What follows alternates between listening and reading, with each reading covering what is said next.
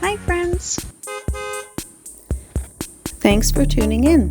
If you like this video, please give it a like, comment below, and take a moment to subscribe to our channel. Welcome to Oja, Ontario, a small community located in the Sudbury district of Northern Ontario.